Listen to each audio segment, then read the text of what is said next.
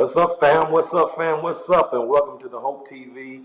So excited you've taken time to spend with us on the day. We're honored to have you here. It means the world to us. We're hope dealers, and we're here to provide you with a daily dose of hope. So welcome to the Hope TV. Andre and I are here. For those who've been here with us before, welcome back. To those who for the first time, welcome to the Hope TV. You've tuned in to the Marriage Matters broadcast, and we're excited to have you here. We started this platform back in March. I called it just my meager attempt to stay in touch with the members of our local community, and it's blossomed from just something that was just real small. Now we've had over 40 million views of our content in less than 6 months. We've been rolling, ain't we? Been rolling. Yeah, it's been crazy. We started this, and this broadcast, actually, shout out to our women's ministry from our church who actually gave, I guess, the vision for this back in March, right before the pandemic set in, the week before, actually.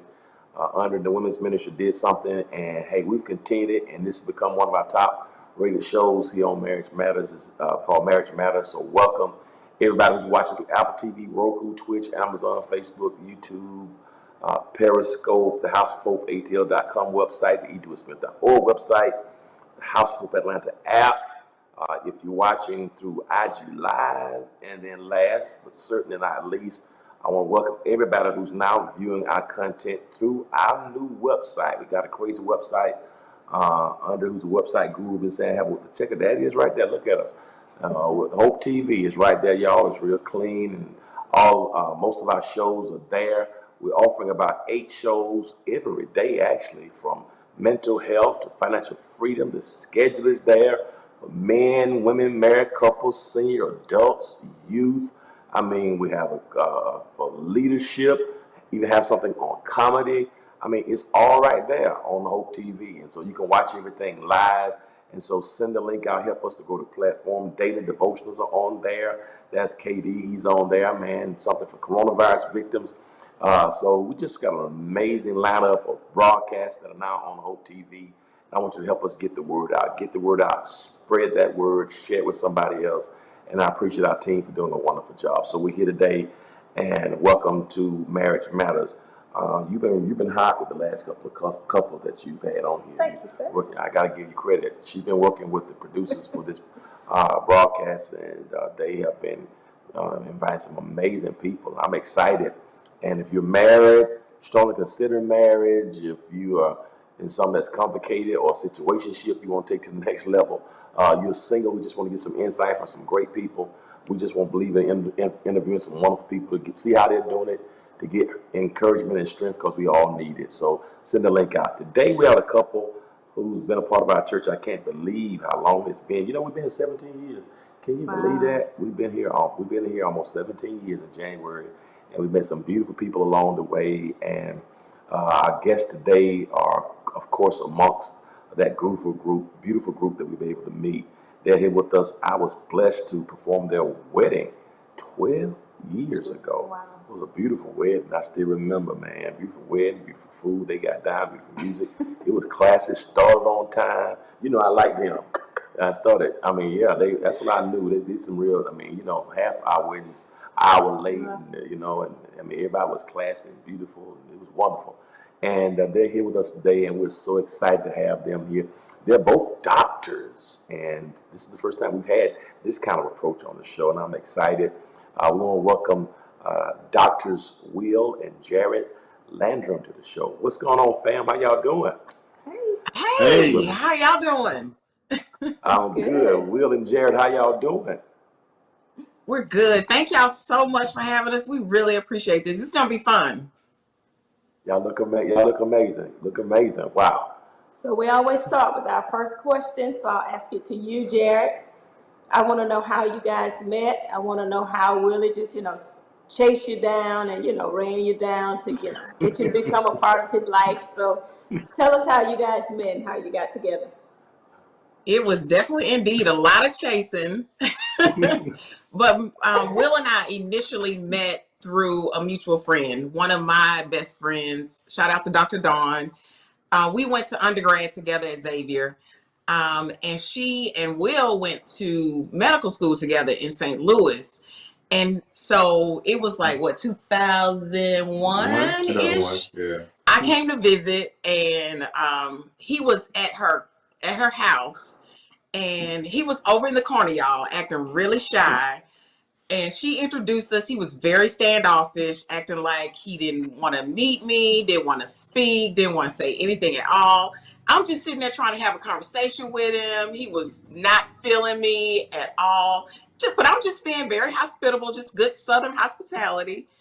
And we met then, but we really didn't meet again until like 2005-ish. 4 or 5, somewhere up in there. Yeah. Yeah. So I was going back to St. Louis to visit her. By coincidence. By coincidence. But at that time, I guess he mustered up enough nerve because he was blowing me up. When you come in, what time you getting here? We need to get up. We need to get together. We need to meet. But she was definitely the catalyst for us starting a friendship initially that turned into a good relationship. Now you got to ask Will what his version of it was. Will, what I want to know is, what did Jared do to probably piss you off that first time in 2001 that made you not say that? Because I'm sure, knowing you and knowing Jared, I know she said or did something that aggravated you. So tell the whole story, Will. What happened in 2001 that made you curb her real bad and make her, and then, I want to hear the whole story. So tell me your side. Oh, curb. All right. So the real story is, she came down to see Don. Don called me because I lived around the corner. She said, "You need to come meet my friend Jared coming in town. I think y'all get along, She's been playing matchmaker." I said, "Okay, I'll come check her out." So I came over there, and that's when you had those fishnet stockings on. So she had on some fishnet stockings or something like that. That's what really. So I did talk to her, but at the time, I'm not the one to, when I first meet someone, to just go after them. So I took it slow, but as she told you, I blew her up when she came back. That means she gave me her number. Correct? No. That means she gave me her number. That's not true. So you were talking on Dawn's phone. Dawn handed you the phone, so we were talking through her number. Not. I didn't give you my number. I got a number. No. And actually, I think we came to church that weekend, and I got a number at the church. Yeah. So anyway, I got a number when she came back. Basically, at that time, I was focused on studies, so I wasn't, ready for a relationship. So I waited until the right time, and then the right time when I was about to graduate. At that point, I went ahead and made my move, and the rest is history. That's great. So Jared, tell us about yourself, because you're not in dentistry. We'll talk about that later. But I know there's a lot of people who go to Xavier end up going to medical school. So tell us where you're from. I know a lot of the story, but I want to hear people. Tell us where you're from. Your influences and what made you want to be a dentist. Yeah, so I am actually from Moss Point, Mississippi. It's a town on the Gulf Coast of Mississippi. Shout out to Moss Point. The thing for me is I knew early on that I wanted to be a dentist. I was influenced by my dentist growing up. You hear people having horror stories about dentistry and they hate the dentist. I get that every week, by the way. They hate the dentist, but I really loved my dentist style. And he was a really nice person. He really looked out for kids because, of course, that's when I started seeing him. And so I knew that was probably the type of doctor I wanted to be. So what ended up happening, I knew I wanted to go to Xavier when I was in the 9th grade. And once I got to Xavier, it was really a situation where, you hang around the type of people you want to be like. And so I was just hanging around like-minded individuals who all wanted to be doctors. And for me, it was a no-brainer. Once I got there, I solidified that I definitely wanted to be a dentist because it's a lot of perks to being a dentist versus a medical doctor. I think dentistry allows you to be more flexible. Will can probably appreciate that now, especially in this pandemic. And so I started, I graduated from dental school in 2006 after getting my master's, and after going to Xavier. 2006, this was like around that we were still dating. I moved to Atlanta. I moved for love. I didn't have a ring or anything, y'all. I just moved, but I had a job. Okay. I had a job lined up, but I just knew that dentistry was the thing for me. I got here. I worked for other people for a while. That was not fun. It really tested my patience. It tested my faith in wanting to continue to be a dentist, because working for someone else in the field of dentistry, it's a lot of ups and downs. So we, what we were like 1 year into our anniversary. Yep. Yeah. Yeah. And pretty much Will was like, I was coming home crying left and right. I can't keep working at this job. By this time I had 2 jobs in dentistry. I was less than a year into dentistry. And so he was like, you know what? I think you need to open your own practice. I really had no vision of opening my own practice, but that's just a test of God putting people in your life that can have the vision for you. And so he said it, and then I put in the work to start looking for a practice. And I've been practicing 11 years, going strong, practicing in the Smyrna Vinings area. Absolutely have made the practice my own, because I initially bought an existing practice. But it's ups and downs, but it has been way more ups than downs. And I absolutely am passionate about creating healthy, beautiful smiles. I'm passionate about everything I do. I'm passionate about talking to people and interacting with people, because it's more than just teeth. People think, oh, she's a dentist, and it's way bigger than that. I preach to folks. We pray together. I get to know people's families, all that good stuff. So I love what I do, and I am, especially now, being off a full 3 months and coming back, in COVID, and it's really been an awesome experience. I tell people all the time, COVID has been a blessing for me and my family and my business.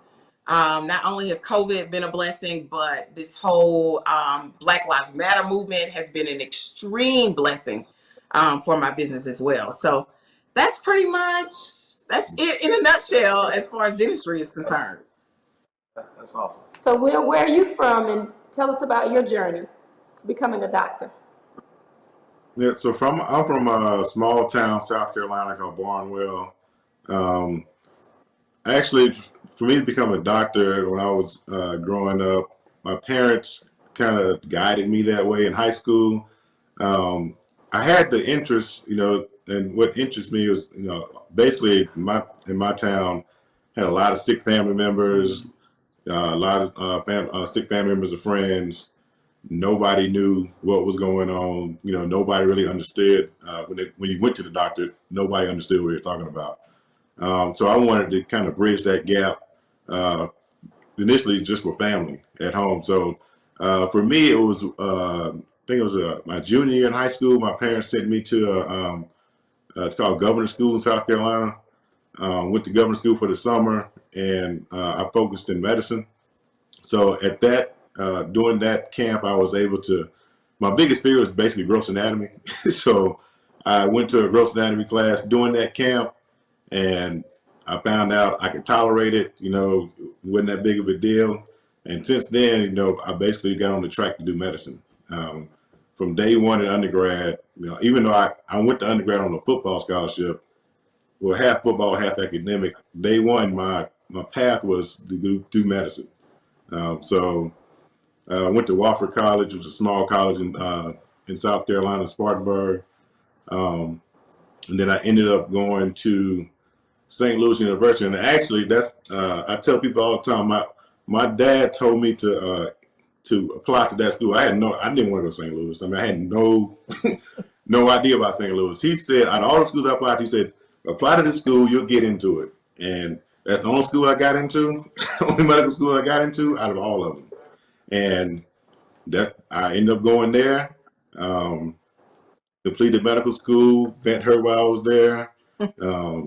Came back, came to Atlanta to Morehouse, did residency with Morehouse at Grady, and I stayed in Atlanta, working at in the hospital network here in Atlanta. So I'm a hospitalist, board certified internal medicine. I don't do any outpatient medicine. I see all patients that are admitted to the hospital.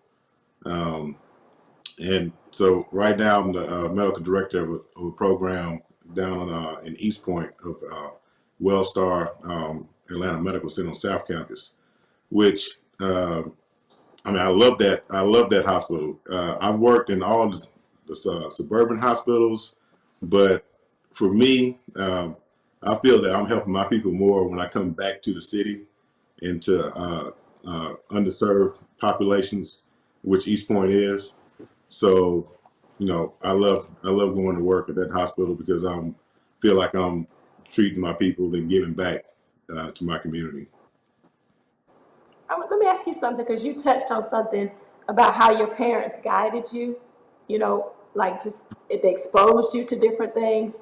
They guided you in the direction. And a lot of times, you know, now with like us as younger parents, we tend to let the children, you know, decide, oh, I don't want to do this. I don't want to go to college. I want to do this, you know. But I like the way you said your parents guided you.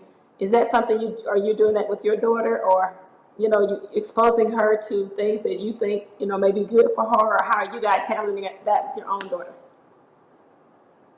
Definitely. We do that all the time.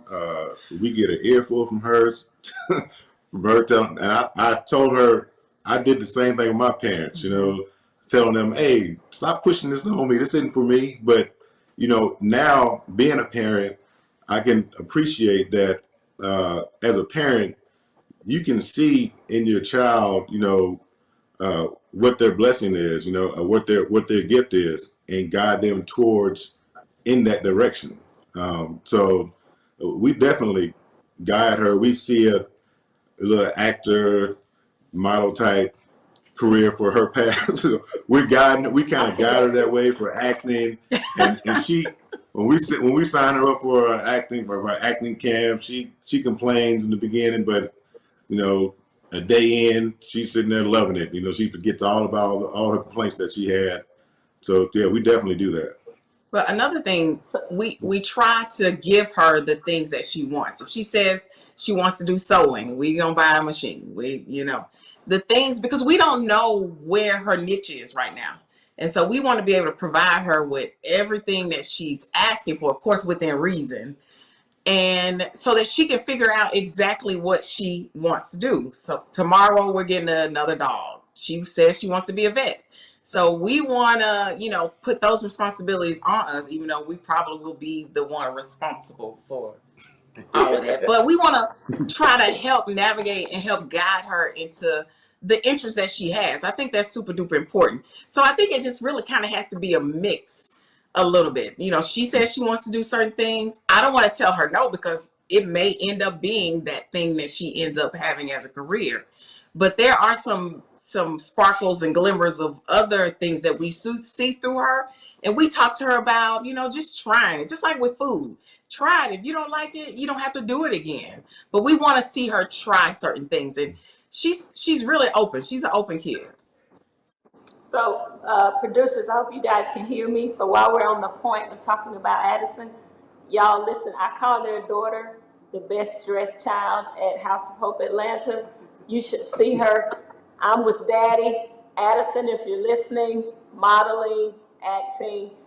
Producers, if you have this picture of her, she went to this photographer and they did her up. So I want to show you guys this picture of Addison. And I promise you, she looks just like a model. Wow. Wow. Told you, isn't that amazing? That's just royal. That's Wakanda forever. Just wow. Well, it is. It's like it's just born with it, just natural. You know what I mean? And I think that's so powerful. That you know, you talked about that. You know, when the Bible talks about train up a child in the way they should go. That and what you just said was so. That's really what it means, is to find out what those gifts are, what those talents are, and you nurture them. Yeah. I think a lot of times we try to force them to go in the way we want them to go, and not necessarily with their gifts. You know, I think y'all do. That's amazing. She's precocious and she got the style. And she's got it. It's amazing, and y'all doing a wonderful The way job. she You know, the way she looked at herself when she saw that picture, that let me know that we are doing what we're supposed to do. You know, the look in her wow, eyes and how in awe she was of seeing her own self. That was a beautiful thing. that's absolutely amazing. Jared, you said something earlier I want to go back to for a moment. That you moved to Atlanta for love, but you didn't have the ring. So that means Will was here first, right? Correct. I came for a job. I'm sorry. A correction. I came No, for a job. no, that's not what you said. No, what you said was I came for love without a ring, but I had a job. That's what you said verbatim. Now, I mean that I heard you correctly. I know what I heard, and I don't forget nothing. And I just want to talk about that for a moment because I think it's some lessons there for people who are single, right? Like that's a major move. That okay, you got your own thing going, but at what time do you give of yourself in that way? What made Will believable? What made Will worth you stepping out? Because you could have gone anywhere. Yeah. What made you Yeah. believe I'm gonna go there because I believe that that's something a future? Because I think a lot of people do it prematurely. Yeah. They That's true. wishful Yeah. thinking. But what was it about him? What did you feel that made you say, okay, it's a good step. He's there already. The job's there. What made you make that step? You know what? For me, it really started in the beginning. I believe in the referral system. Will was referred to me by one of my closest friends who I know will not steer me wrong. Okay. So that was number one. Let's talk about that. That was number one. And then the whole time we were dating, we never talked about marriage. No. I knew that he was going to be my husband. It was just the way he carried himself. It was how he treated me. It was how we communicated and interacted with each other. I really didn't, I just knew we were going to get married. And what sealed the deal for me was, we went somewhere in South Carolina to meet your parents and your family. And I was No. like, oh yeah, I'm good. At that point, I knew we were going to get married, but so for me, I knew I had the career in place. It wasn't like I was just going somewhere, coming to Atlanta on a whim. I had my ducks in a row. And if it didn't work out, I would have been okay. I would have been okay because I had things to fall back on. I had myself, I had my career. It's not like I was just coming here, moving here just to be with him solely. Yes, that was the primary reason. But I think, and I don't think this is conventional. I think it's totally unconventional. So I don't know if I would even recommend people to do this, but it was just a feeling that I had that he would be my husband. I mean, because we never had any like major issues, and we really had a good relationship going. Like we laughed together, we communicated very well. But like I said, going back to having a friend recommend him, that meant a lot. So how did you know she was like the one to be your wife? How did you know, Will? I mean, what was it about her, that just said, this is the one I'm done Well, looking? What was it?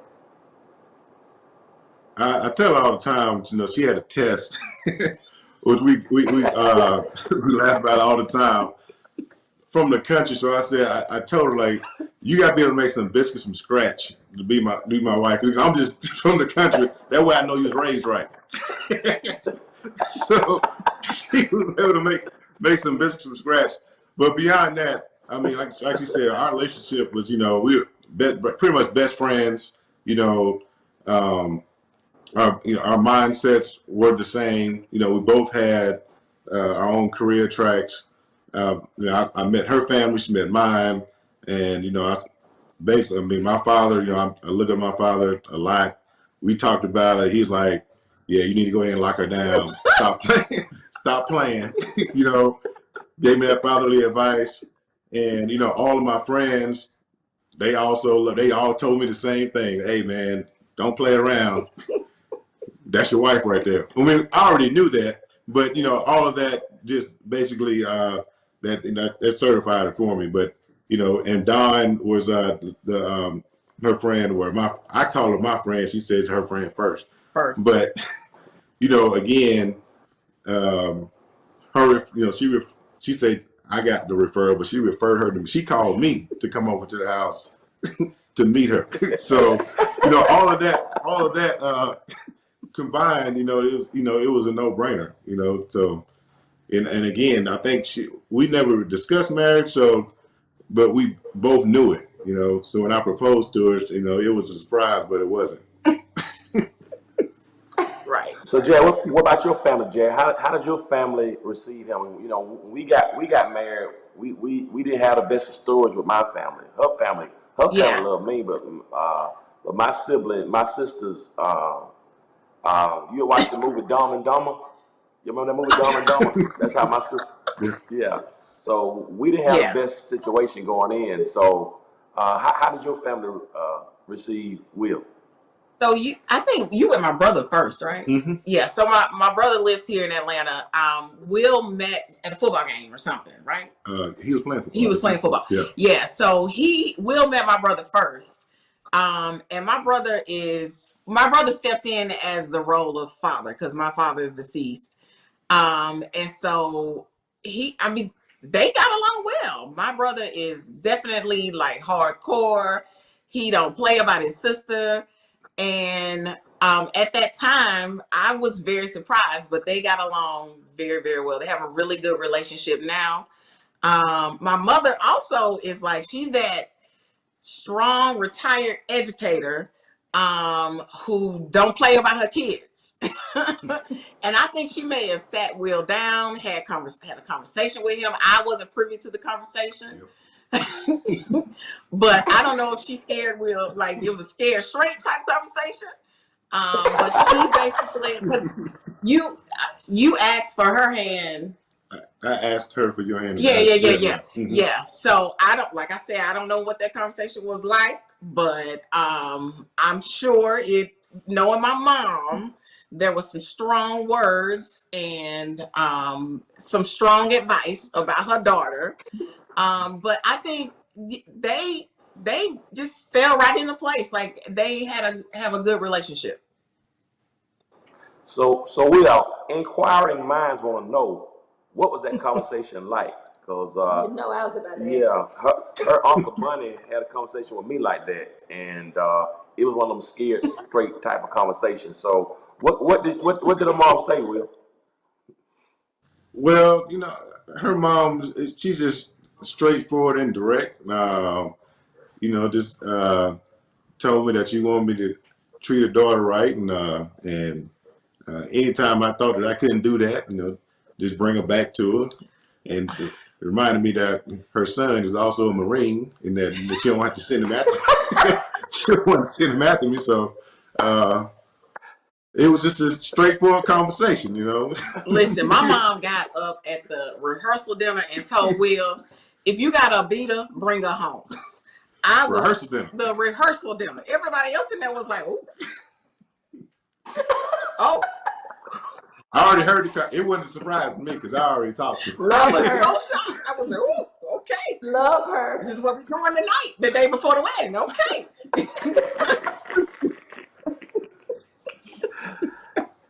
You know what we're interested in, you know, this whole pandemic has kind of, you know, shaken everything. You know, I have never been in front of a computer, laptop, or iPad this much my whole life.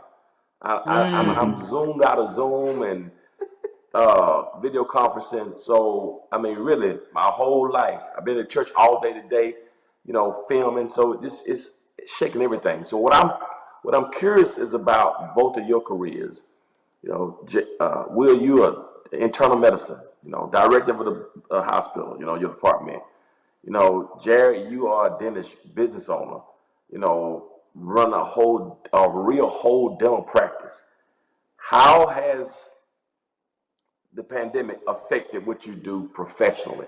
I'm curious. What, you said it was a blessing to you, and I think a lot of people can relate to that. But how has it affected you both professionally? Well, okay, so we were shut down for 3 months. But you know what? It was the best 3 months in the whole wide world. I got the full experience of what being a wife and a mommy was really all about. I was able to learn a lot about my daughter's learning style with virtual school and all that good stuff. I was cooking every day. Somebody was happy about that. Yep. Happy even to the point where he was like, you ain't gotta go back to work. And so I wasn't even completely, and I'm a type A person, so I stress a lot. But this was one thing that I did not stress about my business. I knew that at some point we would be back in there, listening to people, friends, family, followers. I think people gained a greater appreciation for going to the dentist because they missed out on dental appointments and basic cleanings, and people had toothaches and all that kind of stuff. So, but when we came back, well, let me backtrack. So I love the time off because it brought us closer together. Like extreme, it was great just to be home at night, me cooking over the stove, families like singing songs. I'm teaching Addison old school music and she's vibing off that. Like it was a whole mood for this family. But coming back, I'm way busier than I was before COVID started, which is a blessing. But it's also sort of a burden because it's just me. I've been the only dentist in my own practice. And so I'm overworked. So like today, I'm supposed to work today. I cancel patients because I'm learning that I got to take time for myself and to breathe, but it's been a blessing in the sense that it has definitely increased my patient base. I was able to launch a whole new brand during COVID, my hair care line. So now that I'm back in the office, things have definitely picked up, but it's just one of those things, to whom much is given, much is required. And so we're pressing through. And I think it's definitely brought us closer together, gained a greater understanding of each other and how we move in business and how we can support each other business wise. What do you think, Will? Yeah, I mean, I remember we were actually out of town when COVID hit here. Yeah. I got a call from my hospital and said, "Hey, we got our first COVID patient." And I was actually taking a class. We were in the West Coast, San Diego. And then I got another call later on that day, said, "Hey man, it's hitting us hard. We got a bunch of them in here." So I knew when I got back, it was going, it was going to be time to work hard. So I think she stayed open for about one and a half, 2 weeks. Yeah. And at that time, I was working and I was working hard. I was seeing a lot of patients with COVID. And I came home and told her, you got to close your practice down because it's out there and it's dangerous. Yeah, because he was my eye, because he's on the front lines of it. He basically was like, listen, nope, you got to shut it down. And she was resistant at first. She was like, well, how am I going to pay the bills? I'm like, man, forget them bills. You got to close that practice because it's not safe right now. Yeah. So, she closed the practice. So I was the only one working for about 3 months. And it was rough. It was rough because I didn't really for me, that was the only point in time where I didn't enjoy going to work because I saw more sickness and death in that 3 months than I probably see in a whole year and a half's time condensed into that 3 months. Wow. So when I came home, that was kind of, when I came home, when I was off, that was just being home with her and Addison, that was just my time to kind of get my mind right and recharge and to get ready to go back, to work and, serve the community and do what I got to do. So it was a great time as far as family, because we got, like she said, we got closer together, and I appreciated it more because of all the sickness and death that I was seeing at work. When I got home, it was like I was just looking forward to get home and to spend time with my family at home. So, that was how that 3 months went for us. But now, it's a whole lot better. Like I said, she opened back up. It was a boom. Just everybody need to get their teeth cleaned. Everybody want to get their teeth straight. So it was awesome for her. We had to take we had to invest and put a lot of investment into making sure her office was safe. So we had to do a whole 180 in there as far as PPE and setting up her office to where, and basically reorganizing how everything worked in there to where everybody was safe, both patients and her staff. And the staff, because for me, I was not going to go back in if the staff wasn't safe. And then we had our own little protocol at home. Yeah. Especially for him, I'm off, but especially for him coming in, I'm like, where have you been? Did you take your scrubs off at the hospital? What we doing? He would come in and immediately go to the basement. We wouldn't see him for like an hour because he's like, decontaminating himself and all that good stuff. Because we all know it's a scary situation. We're still dealing with it now. But I can imagine, like, if he brought that home, how he would feel, bringing it home to us. So we definitely have to still, take necessary precautions. Well, I just want to thank y'all.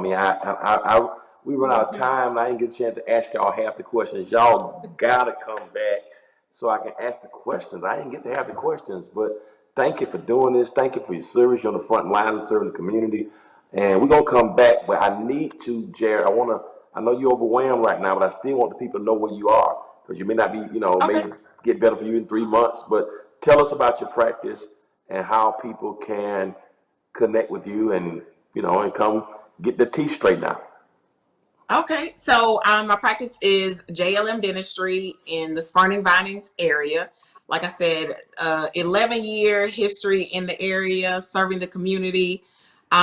You can reach us at 770-433-1515. We are on social media at JLM Dentistry. That's JLMDENTISTRY. Website is www.jlmdentistry.com. I'm on social media, Dr. Jared _DDS. That's DRJARRETT My hairline is on social media, Honey Envy, honeyenvy.com, honey_envy. Thank you for tuning in. Hope you've been inspired. It's so wonderful to see African American people and couples doing it, who love God, love each other, and trying to do it the best way they can to get through it and to build a marriage and build a life. And that's wonderful. So, hey, thank y'all for the inspiration. We're going to close this broadcast, and we're going to come back next week. Don't miss next week, part 2 of this conversation. Going to close this broadcast now. But as always, if you be good to God, God will be good to you. Till next time, peace. Bless y'all. Thank y'all.